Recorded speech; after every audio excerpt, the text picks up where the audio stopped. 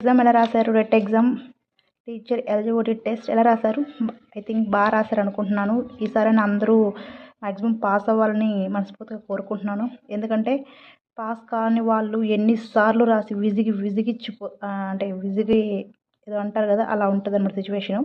నాది అదే పొజిషన్ అనమాట. ఓకే, ఇంట్లో ఉండి మనం టెట్ క్వాలిఫై అంటే 90 అలాగా రావాలంటే కష్టం ఉండాలి, అలానే అది కూడా లక్ కూడా ఉండాలి. ఓకే, ఇది నాది 21 ఆఫ్టర్నూన్ సెషన్. నాది ఎగ్జామ్ కంప్లీట్ అయిపోయింది. ఎస్టర్డే చేద్దాం అనుకున్నాను. ఎస్టర్డే బిజీ వల్ల చేయలేకపోయాను. నేను ఎగ్జామ్ హాల్కి వెళ్ళిన వెంటనే సైలెంట్గా కూర్చోకుండా నాకు గుర్తు ఉన్న తెలుగు గ్రామర్ లైట్గా అలా రాసుకున్నాను అనమాట. వచ్చిన బిట్ ఈజీగా పెట్టేయచ్చని, టైం సేవ్ అవుతుందని.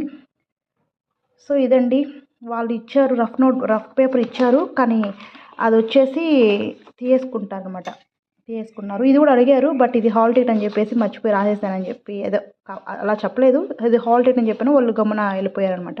సో ఇది కూడా తీసుకోవాలని ట్రై చేశారు, బట్ ఇది ఒక స్వీట్ మెమొరీ అనమాట.